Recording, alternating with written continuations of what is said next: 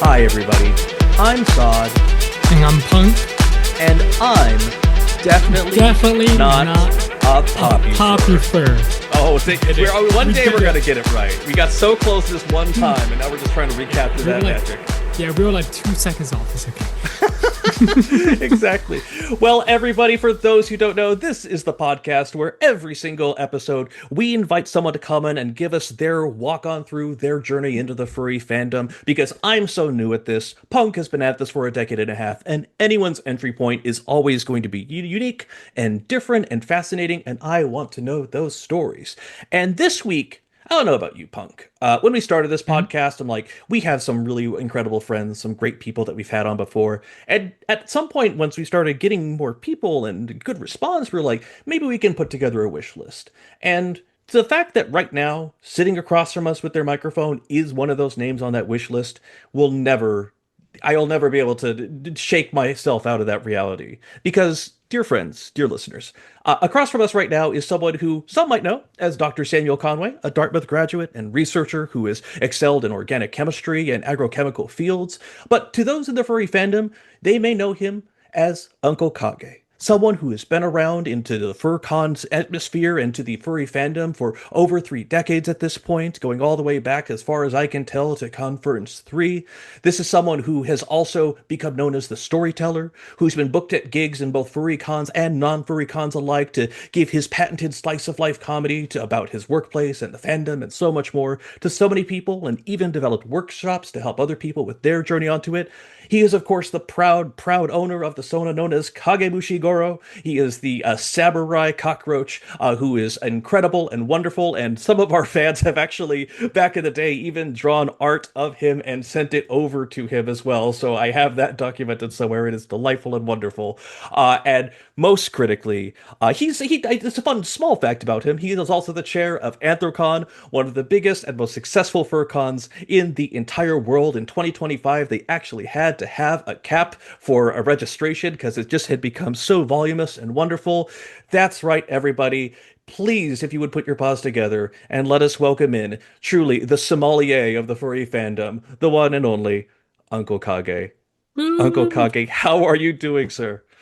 I'm kind of overwhelmed. I generally tell people I'm just an old guy who drinks too much and never shuts up. I hardly know what to say. Thank you for inviting me. Of course, we're happy to have you. There's just like literally so many things to talk about with you too, because obviously, you have been in the fandom. You've had appearances. You've been a wonderful spokesperson for the fandom as well as an author as well. For those who haven't seen it, I highly, highly recommend seeing Ash Coyote's documentary, The Fandom, in which you are making multiple appearances in. It is fantastic and wonderful. But, dear friend, we are here to talk about your journey into the furry fandom. And I want to start basically right before the start, if that is acceptable to you. Okay. You have told me, sorry, you've not told me, you've told many times about how you came into the fandom early on, how you basically developed this incredible sona. But before you were a part of the furry fandom, and correct me if I'm wrong here, you were someone who attended multiple science fiction conventions back in the day. Is that correct? That is correct. Yes. Uh, Would you go ahead, please? well, I was going to say I went to my very very first convention in 1980. That was PhilCon, and I just never stopped really. Yeah. Was there particular things you were a fan of, or was it like sci-fi just in general, or were there very specific properties that like this, I have to see more of this and connect with people on that? It was sci-fi in general. I was still a teenager. I hadn't really Mhm. kind of settled into my own yet, but I was an imaginative kid. I read all of the big names, Asimov, Niven, all Mhm. those guys, and I really did love watching science fiction movies. And in those days, the only real place to go to hang out with other fans was a science fiction convention. We didn't have any kind of internet back then. Mhm. And this was even before the furry mucks back in the day. Exactly. The best that we had was a very, very, very long string with a soup can at each end. And it had to be pulled taut every single time. Absolutely. Yeah. Yeah. So, if you wouldn't mind, For someone who would like to know a little bit more about this time and era, what was No ReesCon? Norris Khan. It was NorEastCon, yes. yeah, that was the name that was given to Worldcon that year. I don't know if Norris Khan was running Worldcon. I think that's what it was. Okay, But yes, yeah.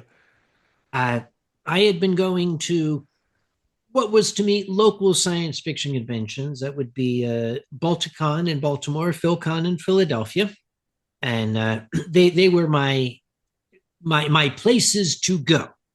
Hmm. When I went away to graduate school, they were a little far away, but Worldcon was being held in Boston, and that was in 1989. And well, it wasn't that far from where I was going to school down to Boston, about a 2 hour drive and a 3 hour finding a parking place. And if you've ever been to Boston, you'll know what I mean. And no, that was my first Worldcon. Fantastic. Now, if I'm not mistaken, there was because having watched the documentary The Fandom, they talked about how obviously there was the CFO, there was the early days in which science fiction cons were where fans of furries, or back in the day known as funny animals, started to congregate generally. Was that how you first stumbled into this? Was through any of those meets at that con, or was there another way? It was not so much a meet; it was out Uh, in public. oh. Worldcon in those days, and they may still. I've not been, so I don't know. They offer fan tables.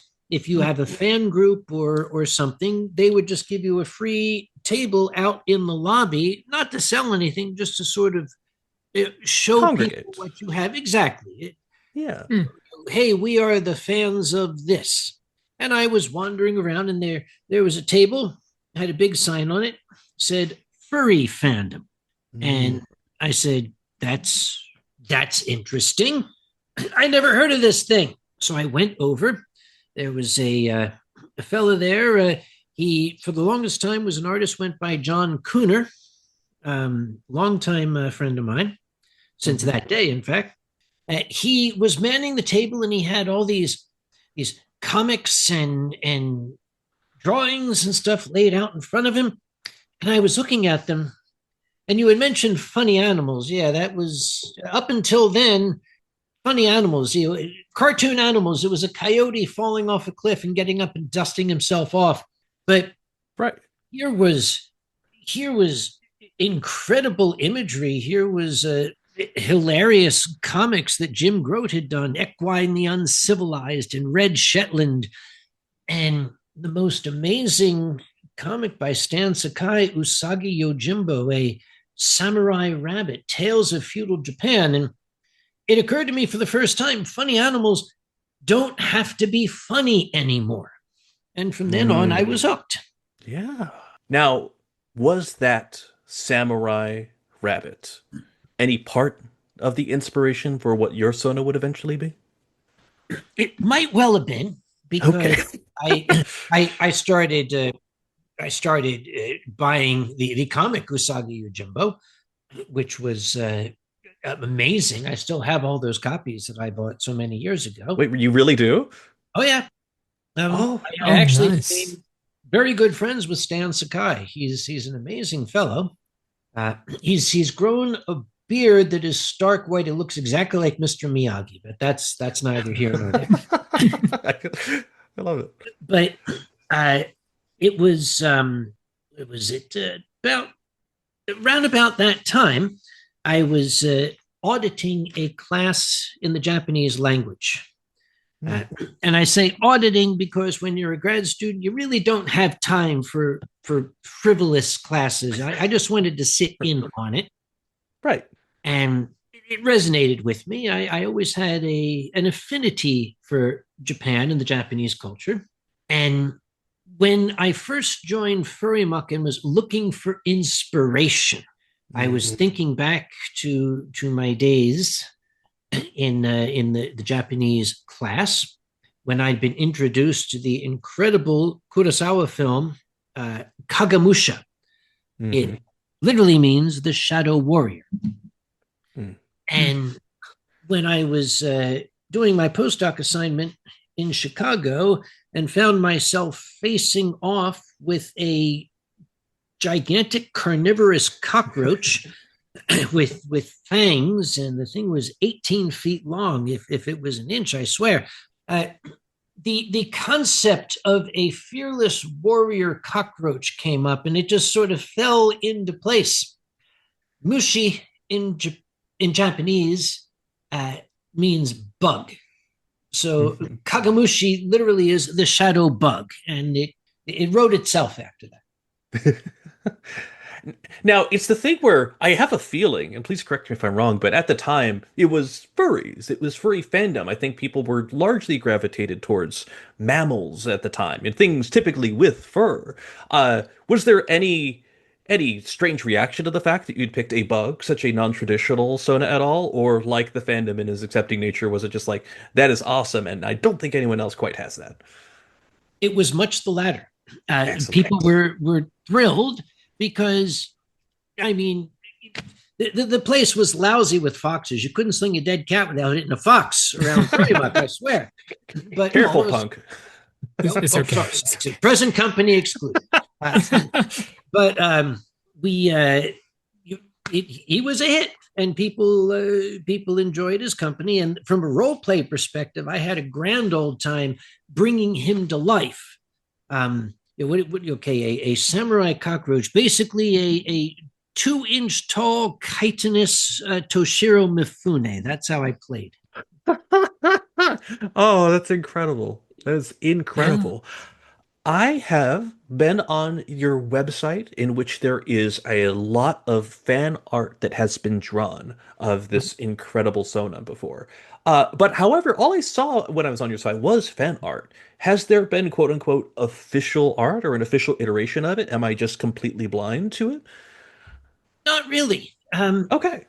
I have my own image in my mind. But one thing that I do as a hobby is I'm also a writer. And what any writer, any storyteller, in fact, will tell you is you don't want to put the image in your mind into somebody else's mind. Let them create the image. So I'm perfectly happy to let folks envision the character of Kagamushi however they please. There is no real canonical version. Mm. And it's for this reason, correct me if I'm wrong, there was never a fursuit commissioned of him for that same idea. Um, I wouldn't say that was the reason. The reason is fursuits are damned expensive. Yeah. More than anything else, yes. Yes, they don't pay scientists like they used to. And even if I did have the fursuit, I can imagine it wouldn't get a lot of hugs because I mean, the 6 legs, the chitin, the 110 communicable diseases. I don't know if. And the swords, it's a little pokey, small things like that. Small things like that. Yeah. Reasons. So if I have my chronology correct, the whole timeline is out in front of me. I'm like in one of those sci-fi movies. I believe was Conference 3 the first proper furcon that you attended? It was. Conference 3 was in January of 1992. It was midway through my stint in Chicago, and I'd been on Furry Muck and was talking to people who were going, and they said, "You should go. You should go."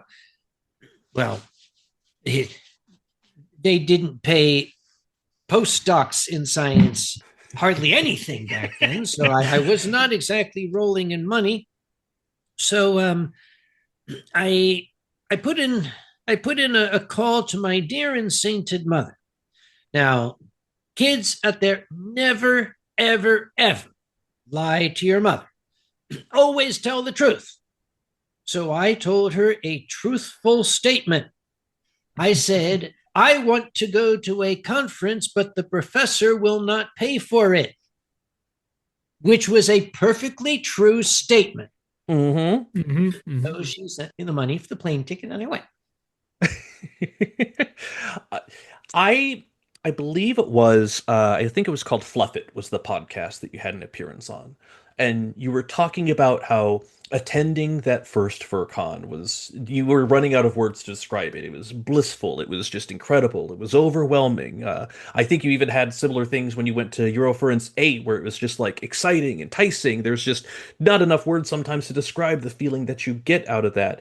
When it comes to that feeling, when it comes to that FurCon feeling, is it just one high after another, or is there something about a con experience that truly evokes that feeling for you? Well, first off, that very, very first experience, Hmm.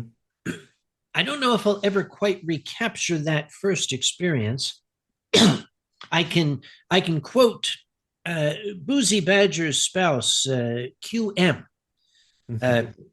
I was visiting them and we were having dinner, and QM said the most remarkable and profound thing. And I realized that it was precisely what I had felt at that first conference.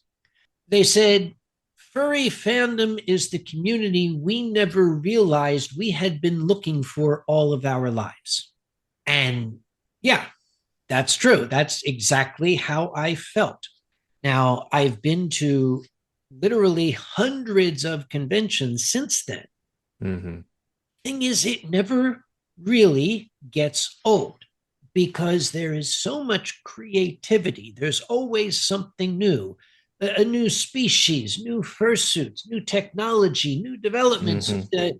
I, I, I'm not going to say that every convention is like being at a first time convention, but there's always something there that causes me to reiterate.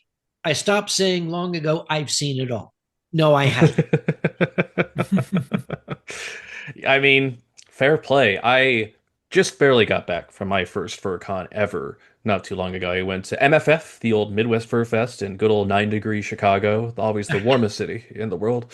And it was the thing where I was expecting like a wave of something to wash over me, an aha moment, and that never happened for me because instead I just slotted in when I took that first bus ride over from my hotel, which was not the main hotel because that was booked, all the way to the convention. I just kind of came in, and there were a couple people on the bus in suit, and I hadn't been around these in this context before. I thought there was a wall of cringe or something I would have to try and get through, but that never happened. I just was there, and then all my friends were there, and it just was normal. And it was the kind of thing where it was so unexpected to have that reaction that I was like, this could be a normal in another world or universe. And it was just so pleasant and nice to ease into. And actually, while we're talking about that, Punk, I actually don't know if I've ever asked you this question before, either in on the pod or in private. What was your first FurCon?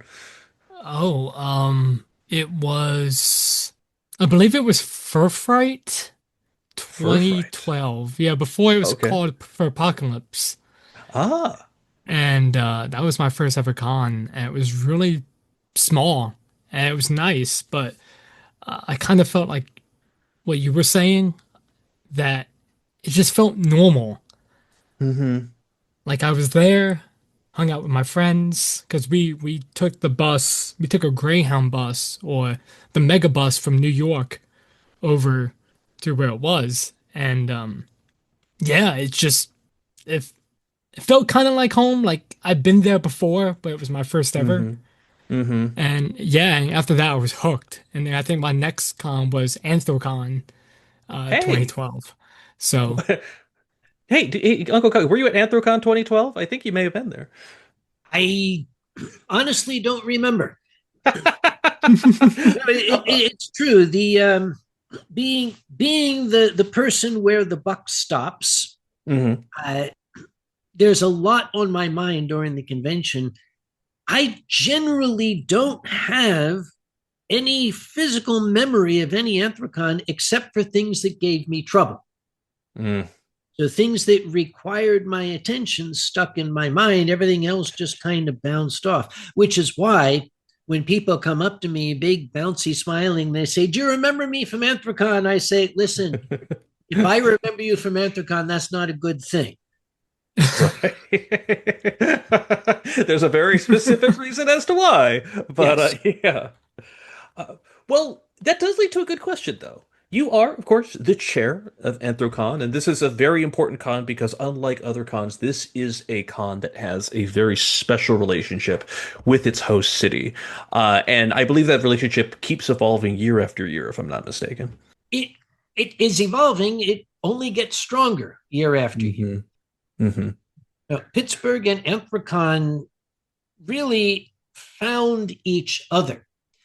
Pittsburgh, when the steel industry essentially collapsed, Pittsburgh was lost. It was looking for a way to reinvent itself. It had a very vibrant arts community, but it wasn't until the furries showed up that I think the city of Pittsburgh, just like a lot of people, and very much like QM said, they said, holy cat, this is what we are. We never knew there was a name for it.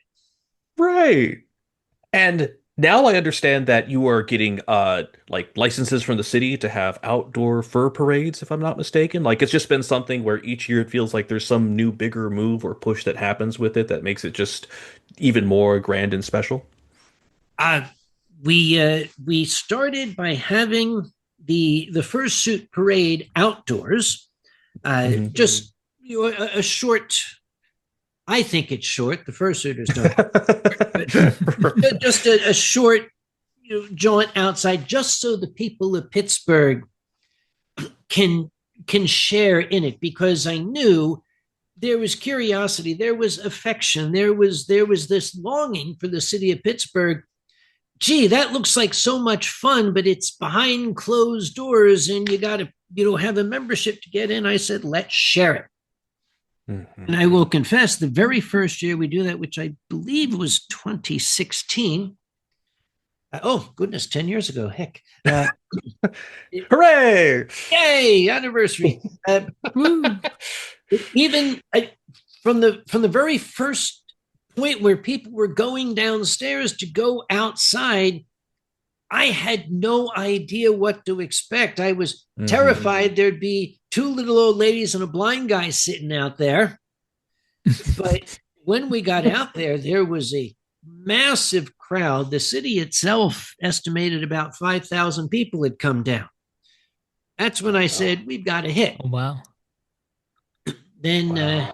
after the dreadful years of COVID had us down and out, when we came back, I sat down with the folks at Visit Pittsburgh and I said, okay, we we gotta have a blowout. We're coming back. There's got to be something special. We've got the parade going outside. How about we just shut down the entire block and make a block party out? Just tell everybody to come down. It was, in my mind, supposed to be just that year. That Hmm. was 2022, but it was such a hit. Everybody had such a good time. They just assumed we would do it the next year. So I created this monster that I now have to keep feeding. As it always is sometimes. So furry coded too. It's like it's just a small thing. Oh no, it's as we have a lot of friends in the VR space as well, and it's just like of all the fandoms you had to get into VR and become a furry, where just all of your Yep. money goes. So I empathize fully on that end too. Uh, if you don't mind, just to briefly share, because I just had my first con experience. I was surprised because I don't know why. For some reason, I thought there was going to be more of a universal thing. I didn't realize that people were going to the cons for all sorts of reasons. Some people truly want to be there and meet the panels and see the guests and be at the shows and the dance competitions and party with the DJs and whatnot and have kind of a true like furry almost bonding or enhancing experience. And then I realized some people sleep through all of that and are just there for the partying and all the other, events that go on over there, the hotel lobby awoos which happen, which I know some cons have hotels where they say there is a no awoo policy. But uh, since you have been to so many, since you are in charge of this beloved, incredible con that is currently in prep right now for its new year, what would you say makes for a good fur con? Wow, that is a that is a very very good question and a difficult question to answer. You are very, very correct that we are beginning to see a change in the basic demographic. It started out people who went to the cons were furry fans. Mm-hmm. We're starting to get a lot more folk coming in who probably don't, give a rat's tail about furry. They're just there for the parties. Mm-hmm. Which from an organizer standpoint can create its own challenges. Right. But what makes a good furcon? I would say what makes a good furcon. My goodness, I kind of wish I had the answer. That would make it a lot easier to run Anthrocon. You're always still trying to find the answer. That's an acceptable answer. I think you can go with that. It's only been almost 30 years or so. But every year we try something different. We try to keep it fresh. We don't want to have the exact same con this year that we did last year. And particularly, we are always extremely cognizant of things that go wrong. If things go wrong this year, we're going to work on fixing it next year. And we have a feedback survey that we take very seriously. I've seen some cynical people say they don't pay attention, and I say, yeah, well, I'm not going to cuss on your podcast here, but you can if you wanted to. I'm just saying. I'll be good. I'll be good. Okay. For now. For now. The Unless I start getting hot under the collar. Why would we have the after party? Yeah, we do have the after party, so don't worry. It'll be wonderful. People say they don't pay attention to the survey. Why the hell do you think we're sending it out? That's a lot of work if we're not going to pay attention to it, you piece of sorry. Anyhow, every year we identify, okay, what was a challenge this year? Let's fix it next year.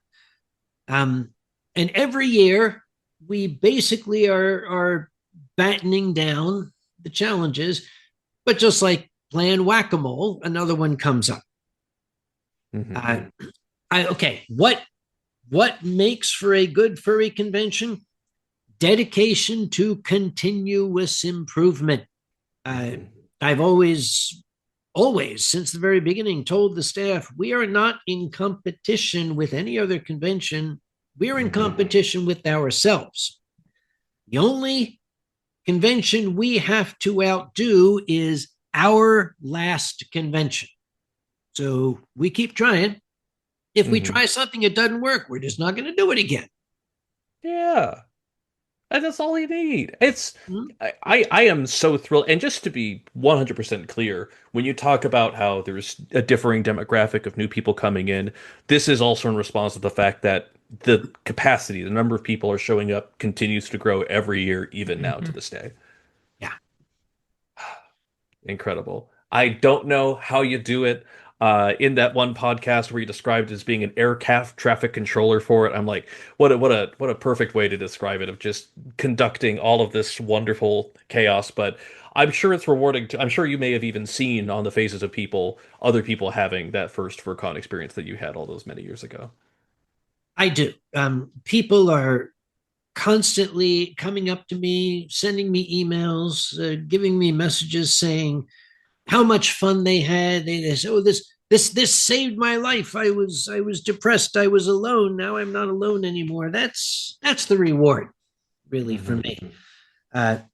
It's why I've got my secondary hobby of being a comic. It's a superpower that I've got, and just about every single furry has this superpower, and it's the greatest superpower in the world. You don't need to be able to lift the locomotive. You don't need to be able to have X-ray vision. You just need to have the power to make somebody else smile. That is the most profound superpower anybody can be blessed with. Yeah. And time again, I wouldn't be in this fandom were it not for seeing people already doing it, people who had brought so much joy to me in that first place too. So the cycle continues. I fought it as long as I could. Nope, had to admit it in the end. Yes, I am definitely a furry, and people send you emails and invite you onto podcasts and do all the things that they do to show appreciation. So, thank you for all that you do. Genuinely, it is Yes. truly wonderful to see. Also, Punk, I have been yapping like the rabbit that my No, Sona you're is technically based on. fine. No, you're Do- fine. As I said, I'm enjoying just listening to this. So, yeah. With that said, you've told us, of course, the story of your Sona, of Kage Mushigoro. It is well documented. But can you tell me the story, Uncle Kage, of your other Sona, the Unknown Furry?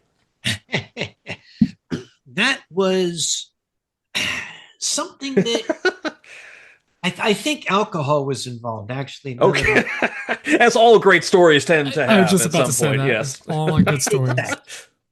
It was, I think it was method fur meat coming up in 1991.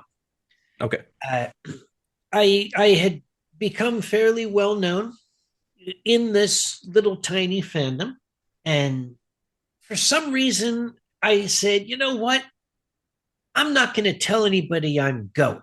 I'm just going to show up in disguise, and it will give me the opportunity to sort of like move around like a ghost and just Hmm. be able to observe and be totally unseen. Now, you all are far too young to remember back in the 1970s, the unknown comic guy that did his stand up, big bag on his head. Hmm. The Uh, Gong Show. Precisely, yes.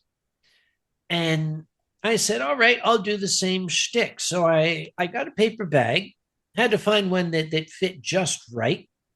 I cut two holes in it and glued the lenses from a cheap pair of sunglasses into them and took a piece of pasteboard and rolled it into a cone and made a muzzle out of it, messily taped it to the front of the thing and stuck some pipe cleaners through the front for whiskers, cut out some little leaf shapes and stapled them, again, very prominently stapled them to the top to make ears, and did not wear my signature button down shirt and tie. I just wore a ratty t-shirt and a pair of blue jeans and a pair of bedroom slippers that I bought at the secondhand store, I think for 50 cents. I flew to Memphis, and I recall uh, I was sharing the ride. It was a hotel shuttle with some flight crews from one of the airlines. And my stop was first. And as we were pulling up, I said to these very professional folks in uniform, I said, I hope it will not alarm anybody if I put a paper bag on my head. And they sort of looked at me and said, no, we're good. Yeah, sure, go ahead. So I put the paper bag on my head and went schlumping into the hotel. My my dream of being invisible, the fly on the wall, the cockroach under the refrigerator, whatever, just kind of evaporated because the unknown furry immediately developed his own fan following and Oh my get God. away from it. Did did he ever make another appearance, or was it that one time? He did not. Uh, the I did reveal. We had a big reveal at the charity auction, and somebody wanted me to auction off the getup. And I thought, okay, this is what a charity auction is all about. It's a Hmm. paper bag with some staples and tape and pipe cleaners, and someone's going to pay hundreds of bucks for it for the charity. Carry on, let's do it.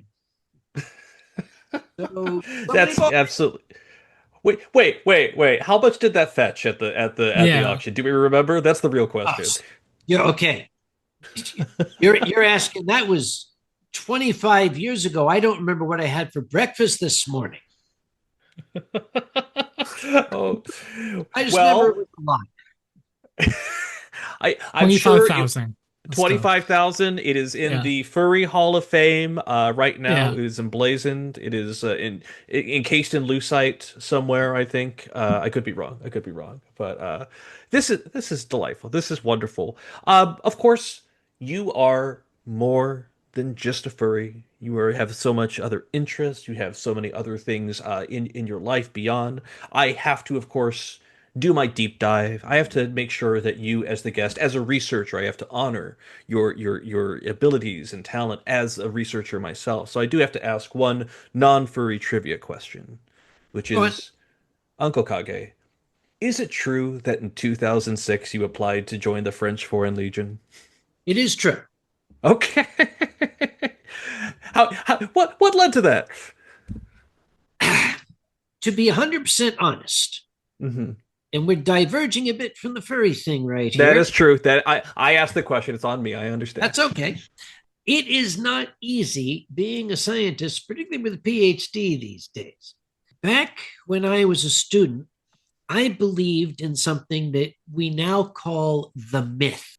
Mm. And the myth was back around the 1980s or so, people were wringing their hands and clutching their pearls and saying, the United States has this brain gap. The other countries are pulling ahead of us. We've got thousands of open positions for scientists that we can't fill. And oh, whatever shall we do? So Hmm. I was going into science. I said, yay, I'll do this crap.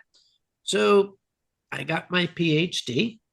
Hmm. Even up to a few weeks before my graduation, people were telling me in these enraptured tones, with a PhD from Dartmouth, you can write your own ticket. There will be representatives from the pharmaceutical companies gathered at the stage, handing you their business cards and asking you to come and interview. I believed it so much when I got off the stage, I was wandering around looking for them. Maybe they're around the corner there. Maybe they're behind the library. No, they were not there. They were never there. They weren't going to be there. This was what my late grandmother used to refer to as bullshit. There's the swear. We got one in. I knew it. It was gonna Yes. happen. Yeah. Woo. So what I remember in those days, you would send your resume in and you would get a letter back in the Hmm. mail that Hmm. said, "Dear Hmm. Dr. Conway, thank you very much.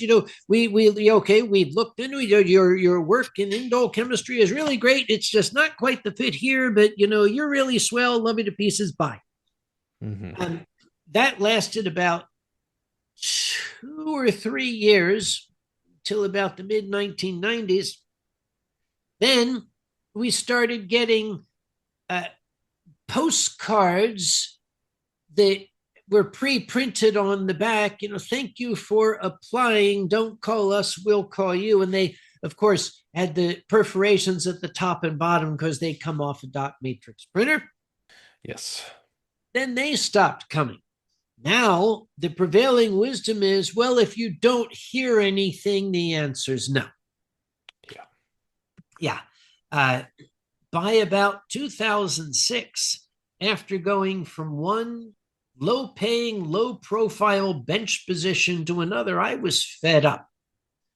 Uh, I, I had spent my entire life creating a career in science, and science didn't want me. So I said, maybe the French will. But even the French didn't want me. I was Dag miserable. nabbit. Damn. Uh, But you it was know, that year we moved to Pittsburgh, so that was good. yeah. And you were there for several years. Mm-hmm. Yeah. You say that we're diverting a little bit from Farida, but like kind of also to a degree, not really, because at the end of the day, like especially in this era where like I met Punk through his VRC streams that he did in character and whatnot, like it's at the end of the day, we're all humans. I think a lot of people sometimes tend to forget that, but you can still be a furry and still have very real problems financially or personally or anything else like that. And I found that for me personally, if the superpower of a lot of furries is being able to put the smile on a lot of people's faces, the one superpower I'm learning about that I have that I realize I've had for a long time I didn't realize was that people are willing to open up and trust me. And I've heard a lot of stories just in my time here. And it's just wild how much this fandom still helps a lot of people. It's just wild how much that a lot of people will create a sona not necessarily out of like, I sometimes do love this animal or this character, but sometimes it's like this character that I'm creating is actually aspirational. This is the cool person that I want to be. This is the person who I might be quiet in real life, but this is the person who walks into any room and is willing to command it with the sound of their voice. And how over time, sometimes these sonas and sometimes these people like become the thing that helps them out of it. And soon before that defeated person that is stuck in a job, that's stuck in a difficult situation, whatever, that same power that they have when they put on a fursuit, they soon realize is available to them in their day to day. And it's remarkable to see. And it's weirdly, I haven't even been in the fandom for a whole year, Uncle Kage, but I'm here speaking with you right now. And as someone who cares a lot about the history and also the power of the fandom, it means a lot. So I am glad to know that you have received gainful employment since then. But my goodness, I think I think as much as we might be furries under an umbrella, we all still share some of those same difficulties and anxieties day to day. Well, that's the problem with being human, uh, Hmm. and that's one of the reasons furry exists. Is it Hmm. escapism? Yeah, yeah, pretty much. I am not gonna deny it. Uh, you, every one of us is Walter Mitty. Every one of us Hmm. creates the alter ego, and this is universal. This is a human thing. Some guys will sit there and dream that they're baseball heroes or race car drivers or the Marlboro Man or something. Hmm. We create these creatures, we imbue them with the traits we wish we would have, and Hmm. then we step into that imaginary body and essentially in that journey of the mind we just spend the day as our persona in the same way that these guys running around they're wearing the jersey with the sports team on it and the number. Hmm. That's the Mhm. exact same thing. Hmm. It is absolutely aspirational. And it's crazy because now that I've been to my first con and was excitedly telling people about it and getting the con crud, I did all the good things and I still got the con crud. Dag nabbit. Sped rung it. Don't even get me started. But I'm now at the point where I'm seeing other people go through their first cons and just the eye-opening it, the freedom to it, and it's not just young people too. It's people in their 40s going to a con for the first time in suit, and just that transformational experience. To that question, I have to ask, as someone who is so much a part of the con, but so much on that technical business numbers other side of it. Do you get post-con depression, Uncle Kage, or is that just a different experience altogether? I get post-con relief. um, Absolutely. okay. It's an honest question, so I'll give you an honest answer. I actually experience what is very likely post-traumatic stress after the convention.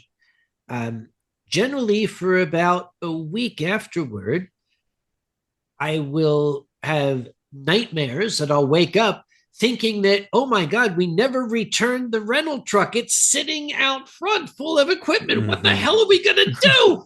Uh, Hmm. and when, in the early days, when some of the staff would stay at my place, we'd get back late and they would crash, my sofa, my floor. It was like a con here.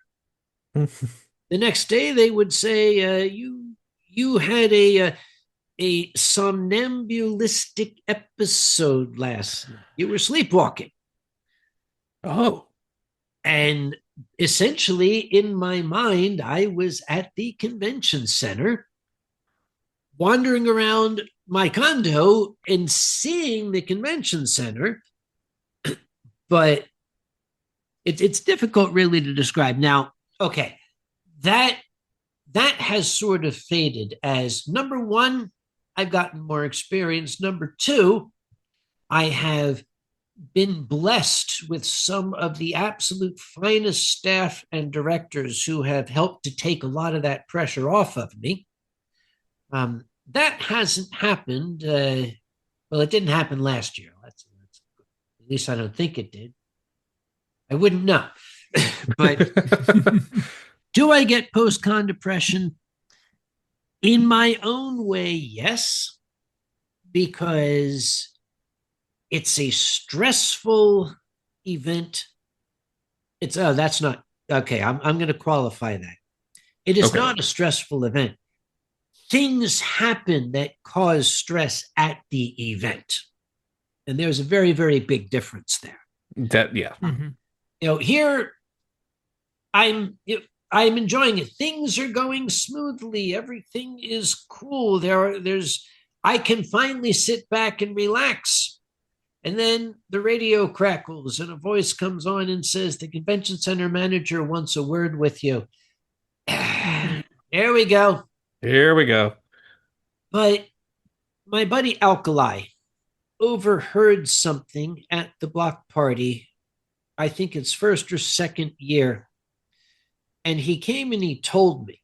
And all of the stress, everything that was causing me agita kind of didn't seem important. He came to me and he practically had tears in his eyes and said, I just overheard the greatest thing. I heard a little girl's voice behind me saying, it's like all my stuffed animals have come to life.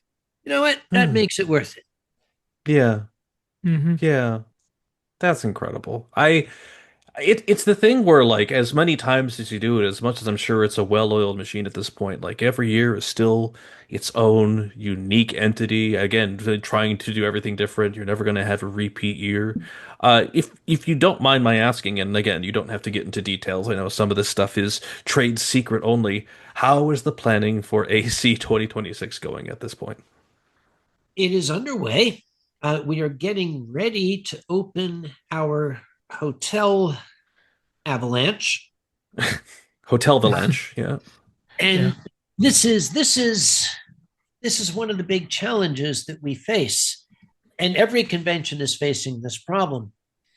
There's only so many hotel rooms in a given city. And you can only have so many people in those hotel rooms. Mm-hmm. No one yet has come up with, I think, any way to give out hotel rooms that anybody likes. The difficulty, and this is actually the biggest downer for me and for many of my staff. I think I could speak for them. Mm-hmm. We're busting our asses. We're volunteers. We're not getting paid for this. We're doing our goddamn best. And okay, we come up with this. It's not ideal, but with what we have to work with, it's not great, but it is the best way that we've been able to think of. Mm-hmm. And people will bitch about it.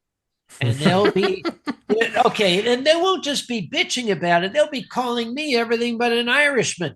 And it's like, damn it.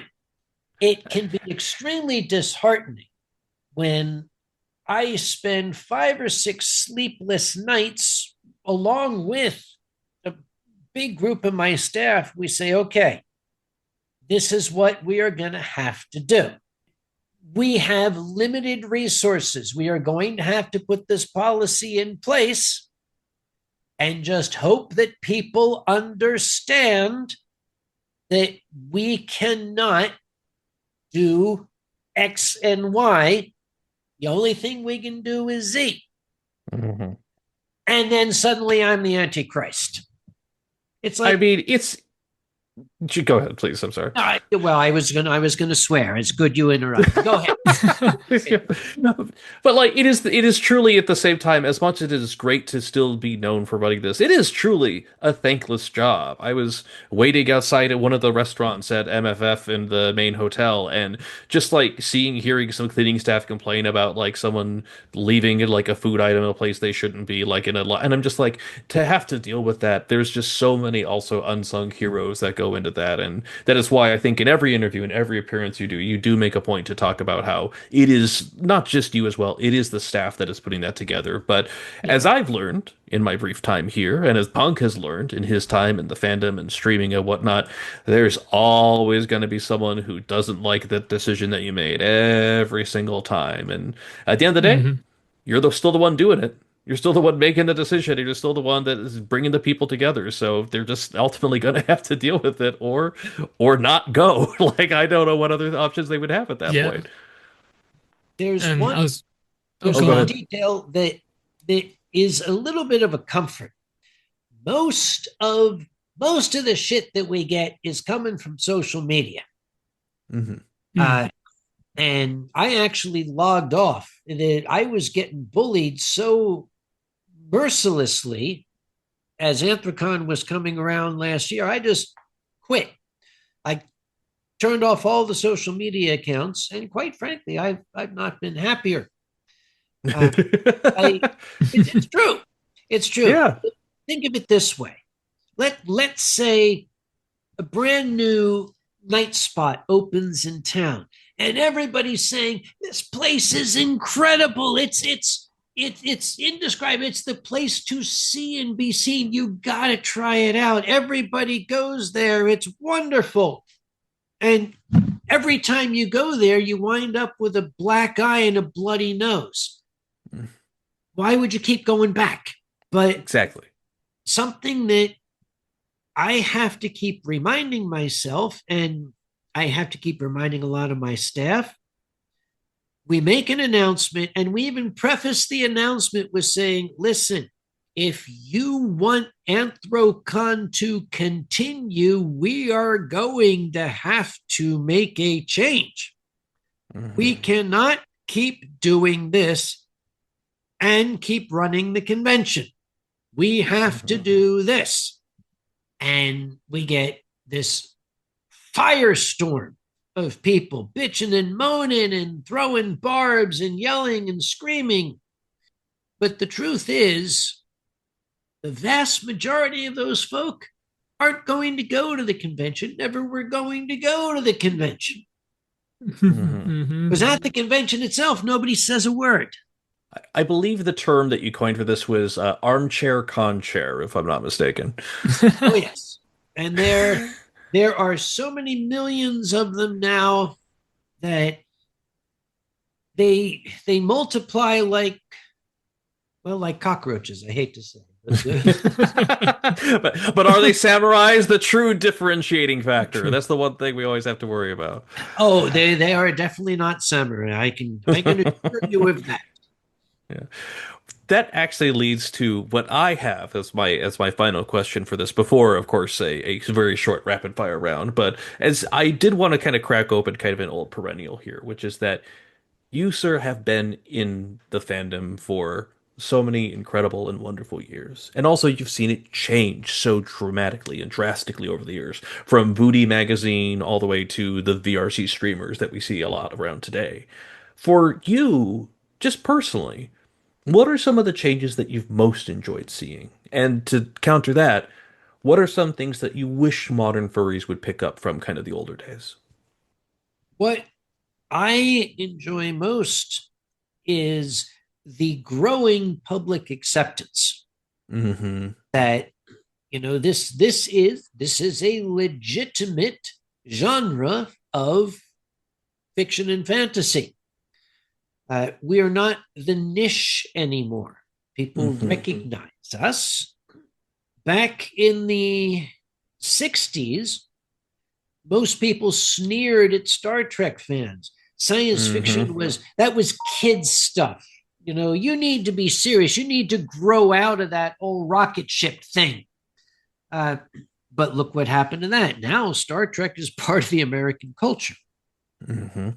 Um, I what I would like some of the young folk to understand is where we came from and what we had to go through to get where we are now.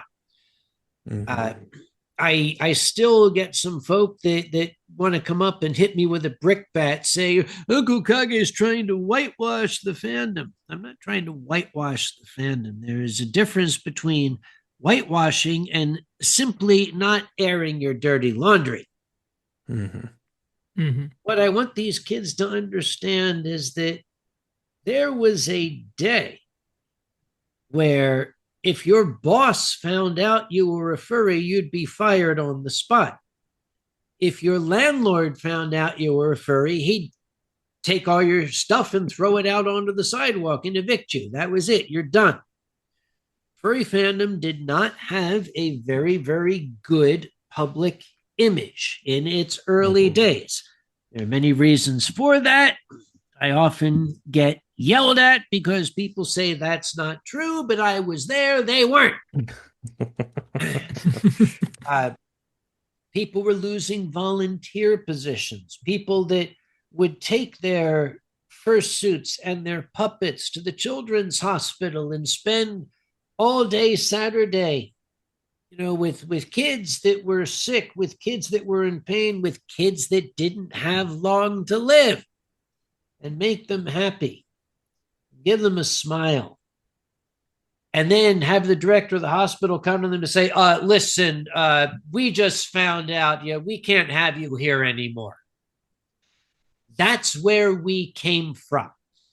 I fought very hard to get us away from that. And to a certain degree, I have been successful.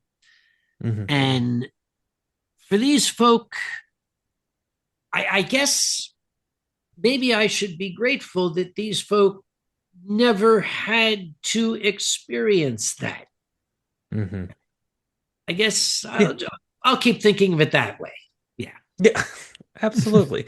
Well, again, and it is the kind of thing where the thing that has most compelled me, and I don't want to say it's the reason that we started this podcast by any means, because I wouldn't describe what we do as a historical document of anything, but it is the thing where the history, I think, is so important because it's also so interesting. I think it is so compelling. I think for a lot of people, once you realize that you are a furry, one, you're very likely a furry for life. I don't think a lot of that is going to change. I think some of us are in it to win it. But at the same time, it's like you have to understand some of these people have gone through so much before. They've endured the ridicule. It's come up in some of the guests we've had previously on the podcast of the brony subculture, the people who loved My Little Pony, Friendship is Mm-hmm. Magic, and how they bore a good brunt of the front lines of just how dare these adult people get into a show designed for kids, and yet whether or not they were secret furries or whether or not they're still here, it's like they still took care of a lot of whatever that cultural residue was. And now we are at that point where, yeah, fursuiters are cool. You celebrities have them sometimes. Maybe they're even wearing it as a joke, but hey, they're wearing them. And like, Yep. it is just, go ahead, please. No, I'm disagreeing. Yes, and it's just like it's just become such a fascinating thing. So I do think that in order to see what the future of it looks like, you do have to look into the past, and you do have to acknowledge those who've come before. And it's the kind of thing where you're not even someone who's come before because that implies some sort of finality, some sort of previously on it, some sort of past tense, and that's not the case at all. You're still very present, still very in the moment, and still, as we can see from this episode already, someone who is very passionate about it. And I said it before and I will say it again. I am greatly appreciative of you being here and sharing these stories with us. It means the absolute world to me. Well, I am absolutely honored to have been invited, and I'm very very glad to be here. By the way, you said there was going to be wine. When do I get that? So I just want to say one thing. I do have over in the side fridge, I do have I believe it's a German Riesling. I think it's less than 3 years old. I think it's on the side, but it is after that sound. I just had one last thing. First off, Punk, did you have any final thoughts, questions, or things you wanted to ask our venerated Um, guest? I was gonna say actually to point the talk about where we came from because again I've been through that as well. Like when I was first in the fandom, like in the early 2000s, because I dealt with that. Anytime someone's like, Hmm. "Oh, you're a furry," it was an immediate like just Dismissal. yeah, like and it was because I used to read furry comics and some of my friends would Hmm. be like, why the hell are you reading that? Like, I'm just like, because I like it. And they used to, give me shit for it constantly. I think one time my friends gave me an intervention Oh God. because, Are you yeah, kidding so, me? yeah, so I have a few friends back in like sophomore year of high school. And I remember I used to keep I had two Facebooks. I had my main Facebook and then I had my furry one with my fursuit and everything. And Hmm. over time I'm like, this is stupid. Why am I having two Facebooks? So I started to kind of merge them a little bit. And I remember my friends sat me down, like they invited me over. I thought we were hanging out, and they sat me down. They're like, "Hey, yo, this furry shit, I think you're obsessed with it. I think is kind of unhealthy." And I'm like, are you kidding me right now? Like I was sitting there so dumbfounded that I'm having an intervention about me liking something that brought me happiness and I wasn't hurting anyone. And I Right. mean, uh, spoiler alert, I stopped talking to them and I kicked I them did out of not my see that life. coming. Did not So see that coming. yeah, but it was just insane that like that was a thing Hmm.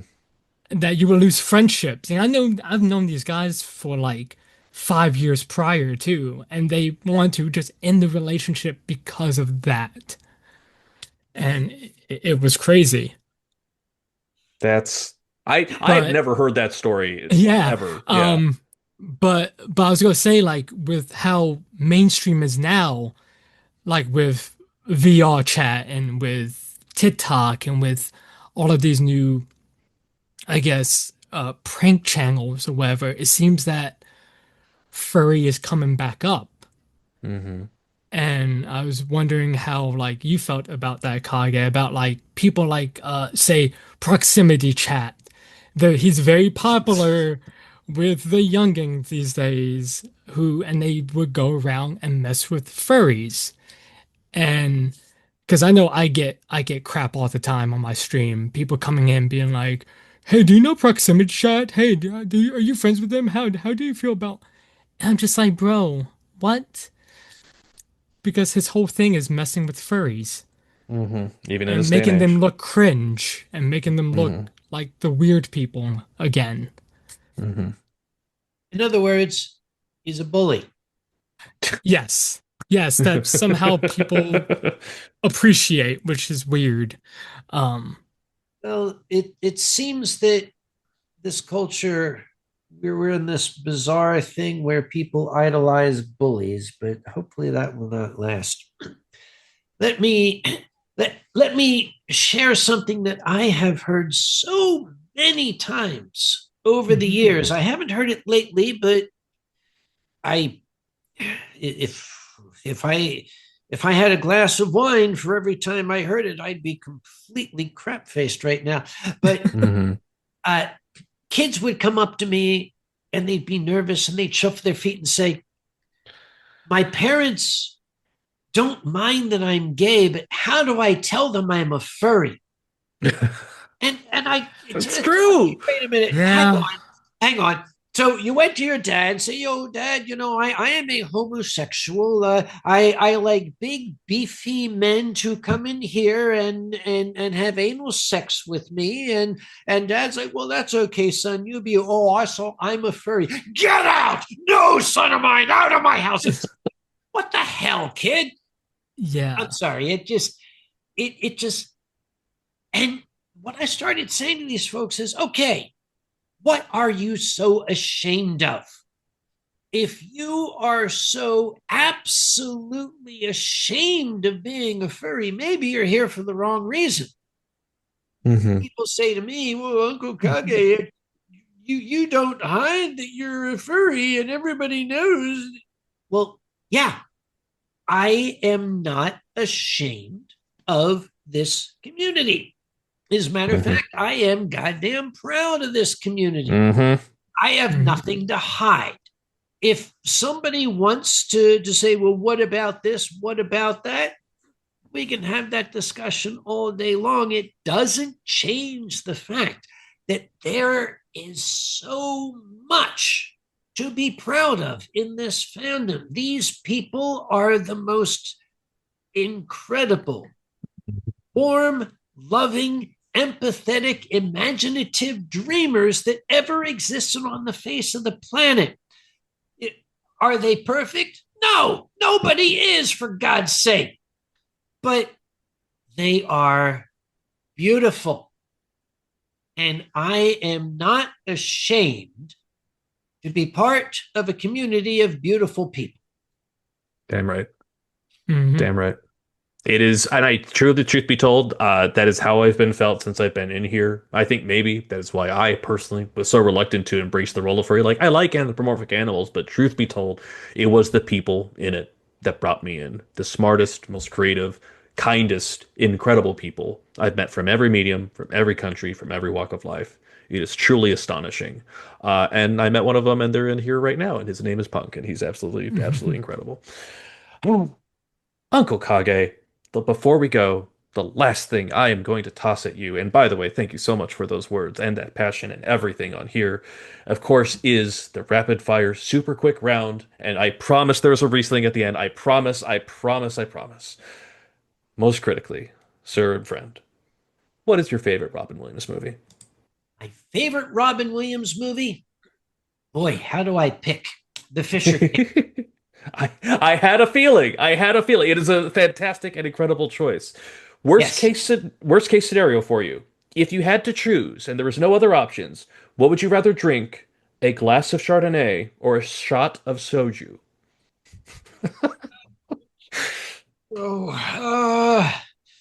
But I have a glass of gasoline instead.